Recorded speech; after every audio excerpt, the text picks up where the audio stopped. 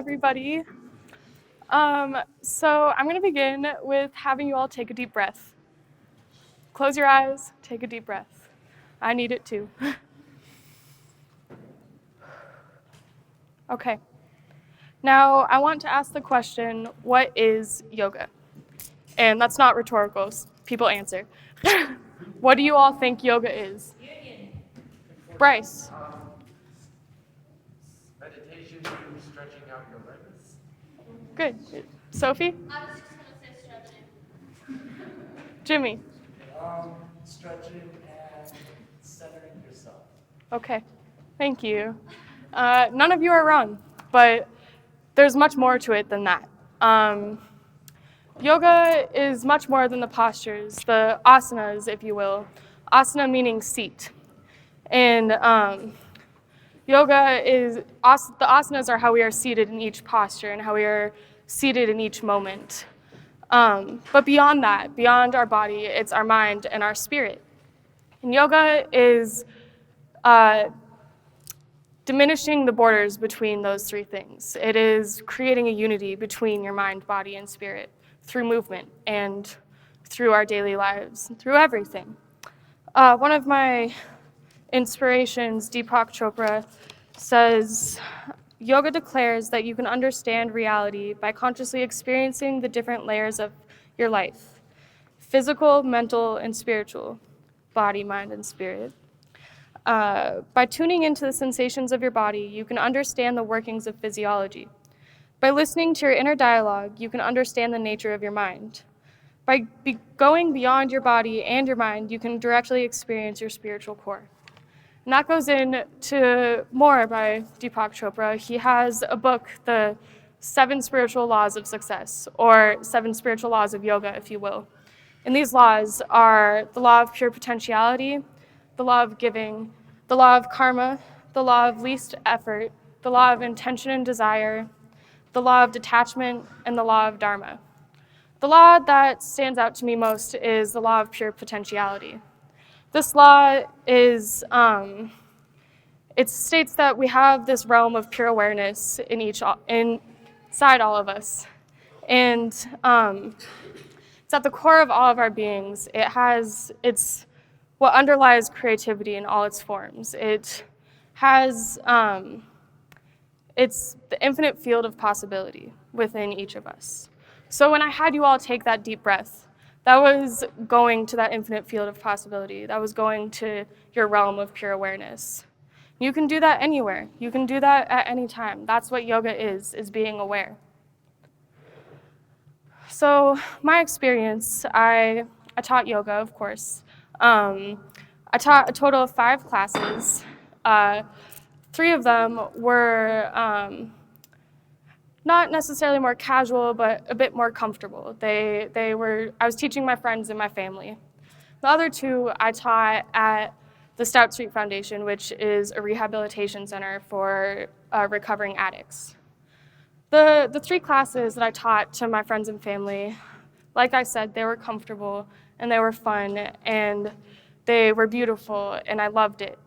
And just the same goes for the 2 classes at Stout Street, but these classes were different because these women are really rough. So there's men and women's classes, and I taught the women's classes, and these women they're recovering, and they've all been through a number of traumas. They've been through so many different things, and so I had to work with that. One of the women, she had a back injury. Another woman was severely overweight. And the third woman was similar in size to me, and she was pretty flexible. But all these women were on completely different levels, and none of them had ever practiced yoga before, maybe once before. And so when I was teaching this class, I brought my plan. I brought this gentle lesson. It was not gentle. It was gentle for me. But I've been practicing yoga since I was 11 years old. So what's gentle for me might not be gentle for any of you. and everybody is different. Everybody.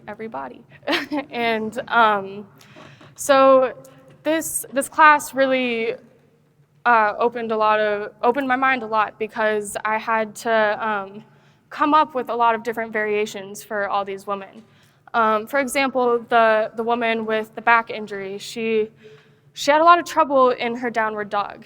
And downward dog, I'd say, is one of the most basic poses. It's in any yoga class you'll ever go to. If you've been to at least one class, you've done a downward dog. And it was difficult for her. And when she did it, she immediately jumped up and said, I can't do this, and went over and sat in a chair. And actually, my expert Nell kind of took over here, but we helped her understand that child's pose and different variations are always available for you. Child's pose is a resting pose for, you can go to it any time in your practice. You can go wherever in your practice. It's up to you. That was one of the most important things that I learned, is that yoga is about listening to your own body. It's not about achieving a certain posture or a pose or being flexible or strong. It's about listening to your own body. And people often misunderstand that, because you're in a room, a very intimate setting. Yoga is very intimate. The lights are low, it's quiet, you're being vulnerable with all these people. And so you want to do well. Some people do. When they're new to yoga, they just want to do well. They want to look good. But that's not what it's about. It truly is about listening to your own body. I forgot my prop. I had a block. I was just going to demonstrate how you can, thanks, how there are different variations to poses. Like, so pyramid pose, for example, it's just this. And that is a pose that is, I really like that pose. It feels good. It stretches my hamstring, and it's a good pose. But for some people, it's really difficult, because it's hard. It stretches your leg, and people think that they need to do it. If they see the teacher, if they see other people with their hands on the ground, they're like, oh my God, I have to do exactly what they're doing. But you don't. That's where blocks come in handy. You can use a block to make the earth just a bit closer. And that's listening to your body, and that's what yoga is understanding your own needs.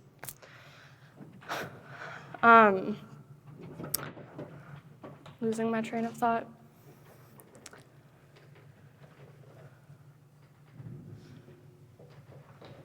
Another thing that I learned is that yoga is a service to others, and as well to myself as well. I learned that yoga is a service to others when I was teaching at Stout Street, but also beyond that, teaching to anyone. At Stout Street, it really was meaningful to me, and I really felt the service aspect of that, because I am helping these women along their journey of recovery. And I'm planting a seed of hope in each one of them. That was the most powerful and impactful part of it, because these women demonstrated such gratitude to me. You could see the gratitude and you could feel the gratitude. And I remember leaving, and I just was like, wow, I can't believe I just did that. I can't believe I taught these women and I helped these people, because even though it's just a small class, it's not. It's so much more than that. And actually, that same day, I had work at Sprouts, and I was talking to one of my coworkers, Greg. He just asked me what I did that day. And I was like, well, actually, I taught my first yoga class at Stout Street. And he was like, oh, Stout Street, I know that place. And I was like, wow, how do you know what Stout Street is? And he is a recovering addict. And you would have never known. He's working at Sprouts. He's a happy guy. He's your average Joe. He's just a man. Like, he's one of my friends at work. You would have never known. And he told me that, and I just was like, wow, like, props to him. Like, he's doing so great. Like, he is just doing so great. And so I went and told him that. I was like, hey, Greg, props to you. And he's like, no, Franny, props to you for doing what you're doing. And he told me that yoga was the biggest part of his recovery. That was the most important part of his recovery, because when you're recovering from addiction, your body has been through a number of things, and you're going through withdrawals. And he told me that when he got to go to his yoga class, it was just so nice for him to calm down and to reflect and to feel the strength that he had within his own body. And knowing that yoga helped him so much on his journey, and knowing that I am someone who will help people on their journey, was definitely the most impactful thing. And but beyond it being a service to people who are recovering from addiction, it's really a service to everyone, because it's helping everyone become more conscious, and it's helping people dissolve the boundaries between their mind, body, and spirit, and creating a unity between them all. And it's just beautiful, and it's a service to me to know that I'm helping these people in some way. And